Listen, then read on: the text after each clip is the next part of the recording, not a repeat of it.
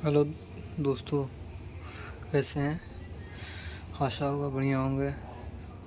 चलिए आज हाइड्रोकार्बन का शुरुआत करते हैं। ठीक है, इसका रिवीजन करेंगे आज बढ़िया से।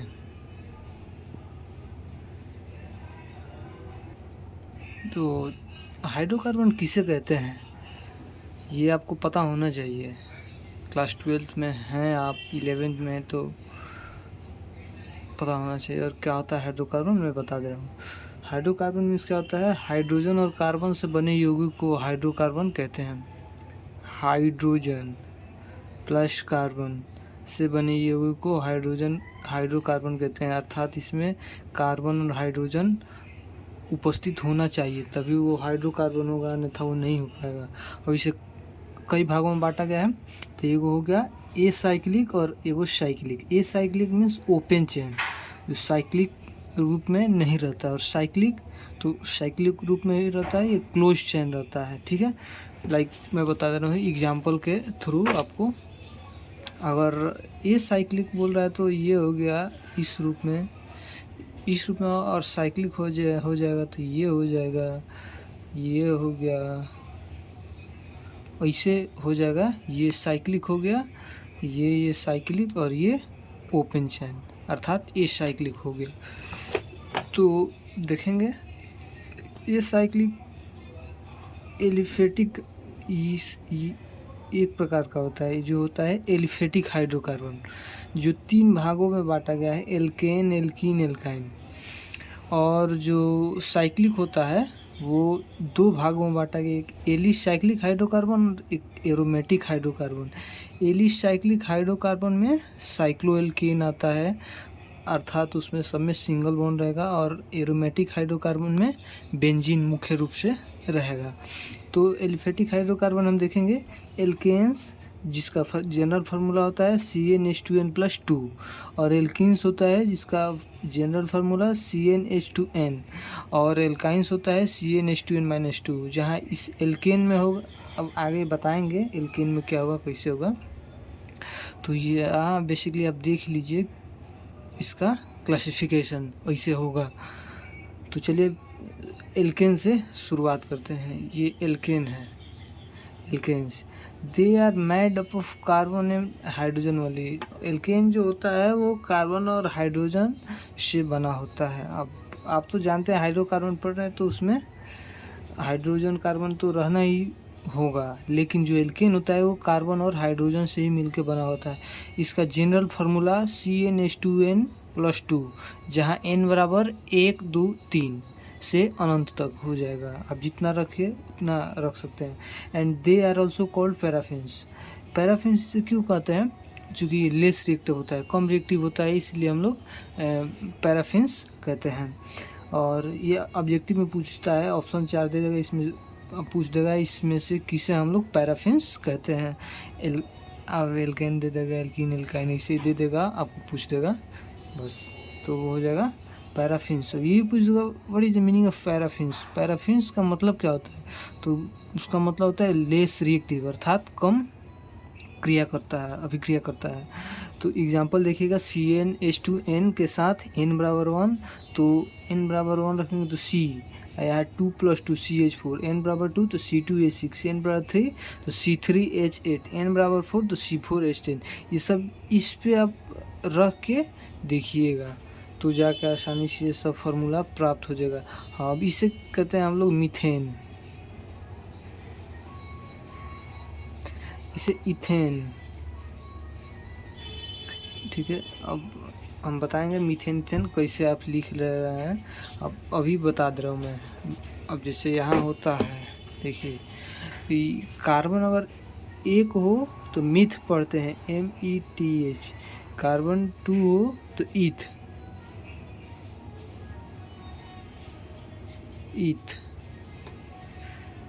कार्बन 3 हो प्रोप पढ़ते हैं, कार्बन 4 हो तो ब्यूट पढ़ते हैं, कार्बन 5 हो तो पेंट पढ़ते हैं, कार्बन 6 हो तो हेक्स पढ़ते हैं, कार्बन 7 हो हेप्ट पढ़ते हैं,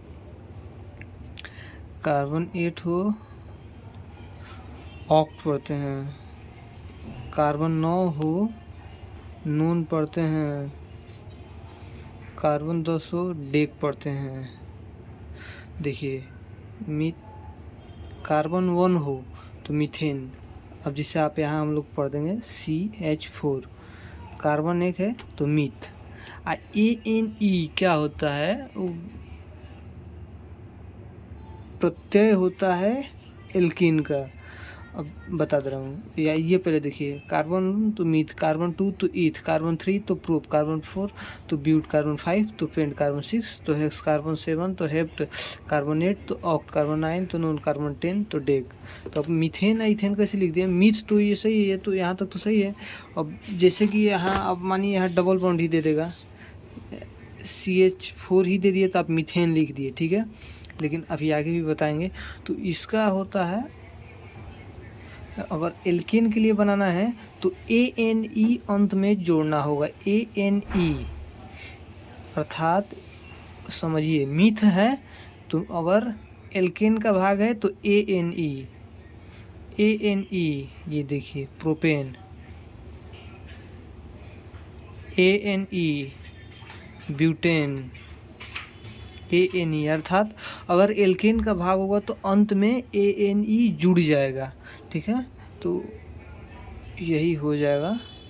अब एल्कीन के लिए भी बताएंगे, तो सबसे पहले ये याद रखना है, कार्बन 1 रहेगा तो क्या करेंगे, कार्बन 2 रहेगा तो क्या करेंगे, क्या लिखेंगे, ठीक है। चलिए अब पढ़ेंगे, एल्केन का ही भाग है ब्रांच और अनब्रांच। ये हो गया ब्रांच, जब किसी भी समूह से एल्केन के कहीं भी कोई different type of methyl group या कोई भी ग्रुप जुड़ जाए तो उसे हम लोग ब्रांच एल्केन कहते हैं। और ये अनब्रांच हो गया, यहाँ कोई नहीं जुड़ा है, कोई भी ग्रुप नहीं जुड़ा है।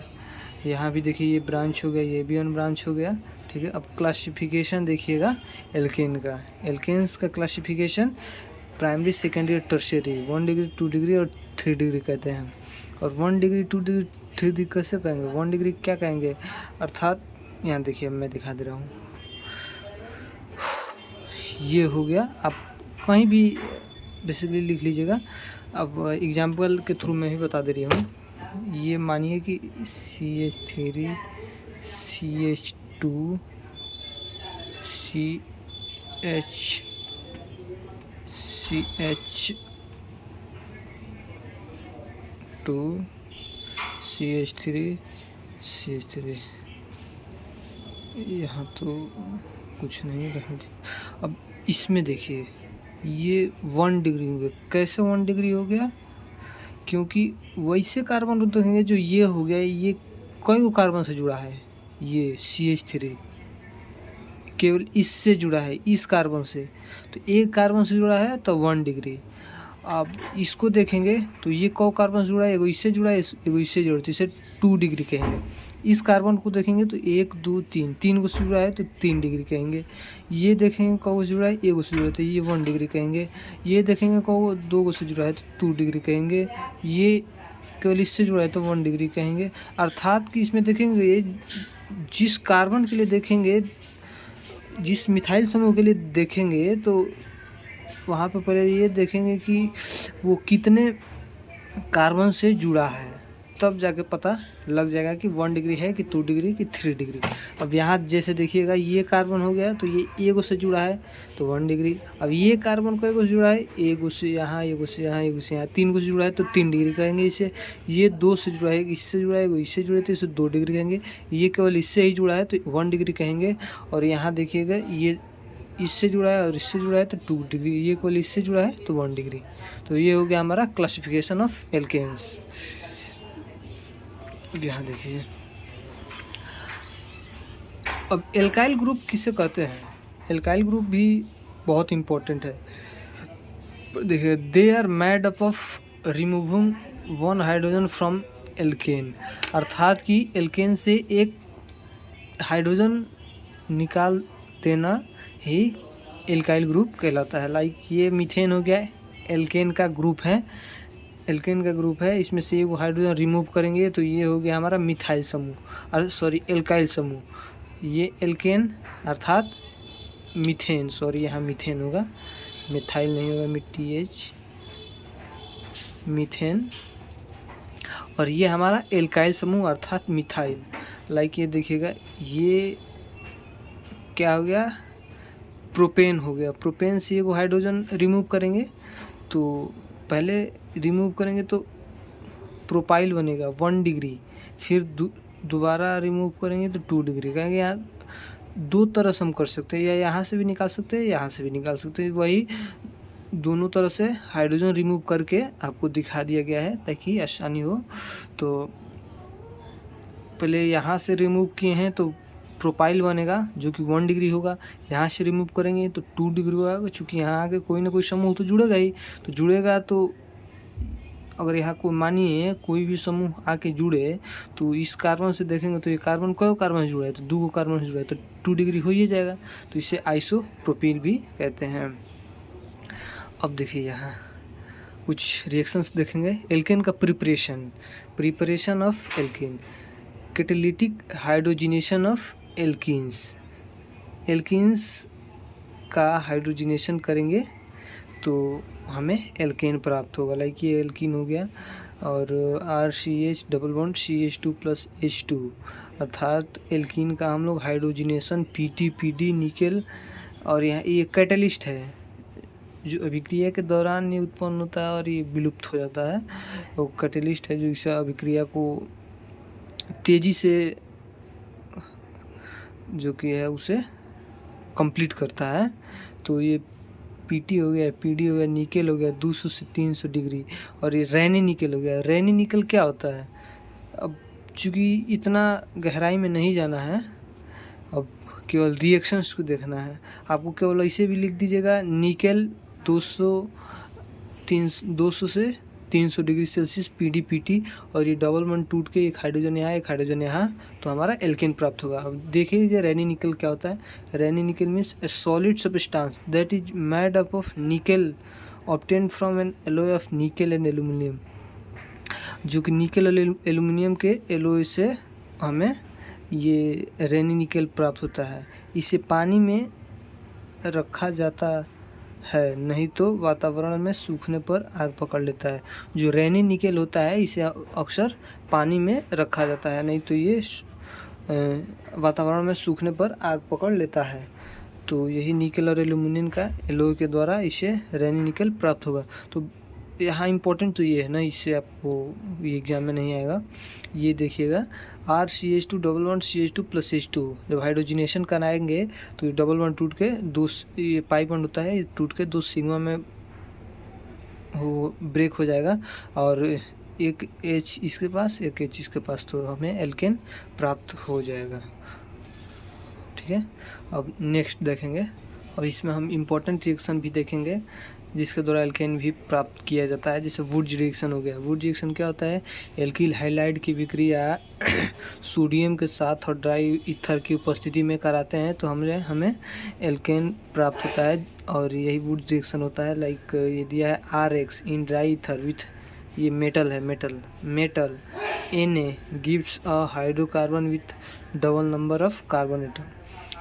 तो क्या है, RBr है प्लस 2Na लेंगे तभी हमें एल्केन प्राप्त होगा। तो जब 2Na लेंगे तो इसका भी 2 भाग ले लेंगे, और ड्राई ईथर की उपस्थिति में ये सब प्रक्रियाएं होंगी। तो यहाँ 2Br Na के साथ फरार हो जाएगा और RR बन जाएगा अर्थात एल्केन। लाइक एग्जांपल के थ्रू देखेंगे। यहाँ 2CH3I पहले ही मैं ले लिया हूँ, क्योंकि यहाँ भी आप ले सकते हैं बाई पार्ट करके, और 2Na ड्राई ईथर की उपस्थिति में 2NaI ये फरार, और ये CH3 और CH3 अर्थात इथेन। तो ये है हो गया हमारा वुड्स रिएक्शन, जो कि इम्पोर्टेंट है 2 नंबर के लिए, और इस पर मैं सेपरेट वीडियो भी बना दिया हूँ, Wurtz reaction, Fittig reaction and Wurtz Fittig reaction. और ये हो गया, इसके द्वारा एल्केन भी प्राप्त किया जाता है। अगर पूछे कि एल्केन प्राप्त करने की कोई एक विधि को एक्सप्लेन करें तो आप वुड्स रिएक्शन को भी एक्सप्लेन कर सकते हैं। इसका चूँकि मैकेनिज़्म तो पढ़ना है नहीं, लेकिन आप देख भी सकते हैं free radical mechanism. It is operated when reaction is carried out in vapour phase. तो Rx प्लस Na, तो क्या हम करेंगे, ये जब बॉन्ड ब्रेक करेगा तो फ्री रेडिकल आएगा, यहाँ भी फ्री रेडिकल, तो NaX बॉन्ड बना लेगा और R फ्री रेडिकल, तो R free radical plus R free radical, एक पहले से भी R फ्री रेडिकल हम लोग एक्सपेक्ट कर लेंगे, और तो डबल R अर्थात एल्केन प्राप्त हो जाएगा। क्योंकि मैकेनिज़्म पढ़ना है नहीं आप लोगों को अभी, तो इम्पोर्टेंट है कि ये देखिएगा, बहुत इम्पोर्टेंट है। यही प्रक्रिया अगर 2 बार करेंगे तो डबल R मिलेगा, 2NaX अपना निकल जाएगा। वुड रिएक्शन देख लिए, और अब देखेंगे लिमिटेशन ऑफ वुड्स रिएक्शन। तो क्या करें, it prepare alkanes containing even number of carbon atom, अर्थात ये प्रिपेयर करता है even number of carbon atom, अर्थात सम संख्या में कार्बन एटम्स का प्रिपेयर करता है, अर्थात लाइक 2 कार्बन लेंगे, चूँकि 2 सोडियम रहता है तो यहाँ CH3 है तो CH3 लेंगे, और यहाँ भी देखिए, और इसमें मीथेन का तो बनेगा नहीं, तो ये क्या कर रहा है, methane CH4 cannot be prepared by this reaction, अर्थात इसके द्वारा मीथेन नहीं बनाया जा सकता। अब चूँकि इथेन से ही चालू होता है, आप यहाँ देखे हैं, चूँकि 2 भाग लेंगे हम जब भी लेंगे, तो यहाँ एल्केन का भी 2 भाग लेंगे और ये सोडियम का भी 2 भाग लेंगे, तो इस रूप में हमें इवन रूप में सम संख्या में प्राप्त हो जाएगा। तो ये लिमिटेशंस इसके होगा। और 3D क्या कर रहा है, 3D alkyl halide do not gives would reaction, 3 degree alkyl halide हमें वुड रिएक्शन प्राप्त नहीं करता, अर्थात would reaction 3D alkyl halide द्वारा प्राप्त नहीं होगा, और ये मीथेन तो बनेगा नहीं, आपको मैं दिखा दिया। अब फिटिंग रिएक्शन क्या है, फिटिंग रिएक्शन वही है, एरिल हाइलाइड की अभिक्रिया सोडियम के साथ डाईईपर की स्थिति में कराएंगे तो यहाँ हमें डाइफेनिल प्राप्त होता है। तो वही हो गया 2, और यहाँ aryl halide plus 2Na plus dry ether, 2Na को निकल के 2Br को निकल जाएगा, तो ये हो जाएगा हमारा डाइफेनाइल। और ये वुड्स फिटिंग रिएक्शन अब हो गया। तो वुड्स फिटिंग रिएक्शन में क्या गया, वुड्स और फिटिंग रिएक्शन मिला कर वुड्स फिटिंग रिएक्शन बना है। तो वुड्स रिएक्शन में ये लिया जाता है एल्किल हाइलाइड, और फिटिंग रिएक्शन में एरिल हाइलाइड, तो 2Na 2Br को निकल जाएगा, तो CH3 और ये फेनिल, इस रूप में इसे टोलिन भी कहा जाता है। देखिए, तो ये हो गया फिटिंग रिएक्शन और वुड्स फिटिंग रिएक्शन। अब अगली पढ़ रहे हैं एल्केन के प्रिपरेशन का, ठीक है। तो फ्रॉम ग्रिग्नार्ड रिएजेंट को कैसे देखेंगे, RMX प्लस H2O, इसे ये क्या है, ग्रिग्नार्ड रिएजेंट है। अगर ऑब्जेक्टिव में आ जाए ग्रिग्नार्ड रिएजेंट कौन सा है, तो आप देखिएगा ये एल्किल ग्रुप है, मैग्नीशियम में हाइलाइड ग्रुप है, तो इसको H2O पानी के साथ अभिक्रिया कराएंगे तो क्या होगा, H और OH में ये ब्रेक करेगा, तो H R के साथ चला जाएगा और MgX और OH बाहर निकल जाएगा। लाइक एग्जाम्पल के थ्रू देखिएगा, CH3 MgBr प्लस H2O, तो यहाँ है वही H और OH, H प्लस और OH माइनस में ब्रेक करेगा, तो CH3 और CH4 हो जाएगा, MgBr OH बाहर निकल जाएगा। वैसे भी यहाँ हुआ है एग्जाम्पल में, देखिएगा। तो ये हो गया ग्रिग्नार्ड रिएजेंट, जो कि बहुत इम्पोर्टेंट है, 2 नंबर में आने की संभावना रहती है इसकी। देखिए, अब नेक्स्ट हम देखेंगे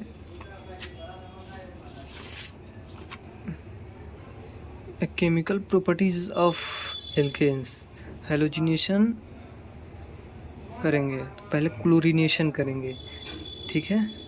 क्लोरीनेशन RH प्लस X2, तो ये HX निकल जाएगा और RX फॉर्म हो यहाँ पे, और ये सूर्य की प्रकाश की उपस्थिति में 25 डिग्री सेल्सियस पर होगा।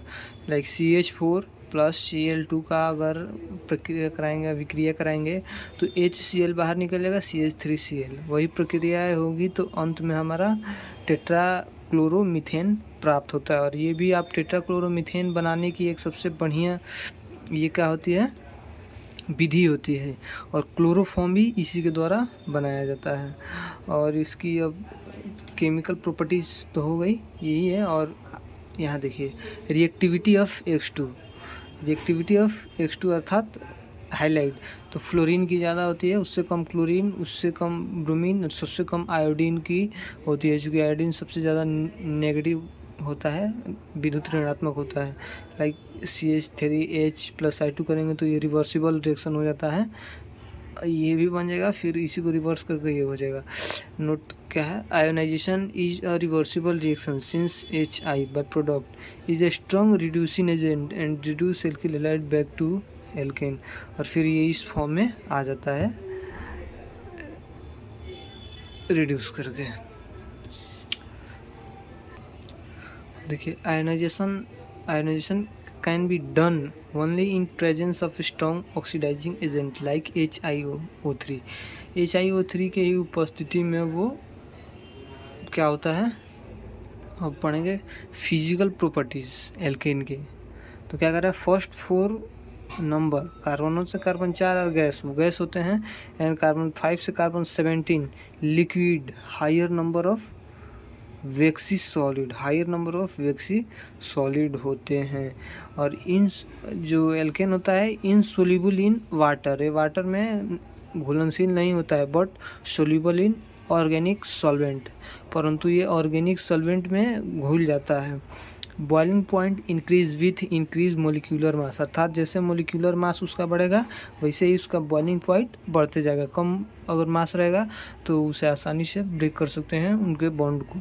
अब boiling point of an alkanes ज़्यादा होगा अगर नियरली 20 से 30 degree Celsius with higher of each CH2 unit, अर्थात कि अगर CH2 जैसे जैसे हम लोग बढ़ाएंगे वैसे वैसे 20 से 30 डिग्री उसका वो बढ़ता जाएगा, क्या बॉइलिंग पॉइंट बढ़ता जाएगा। अर्थात एन एल्केन लाइक CH3 लिए हैं और CH2CH3 और बीच में एक और CH2 जोड़ देंगे तो वहाँ 20 से 30 डिग्री की बढ़ोतरी हो जाएगी।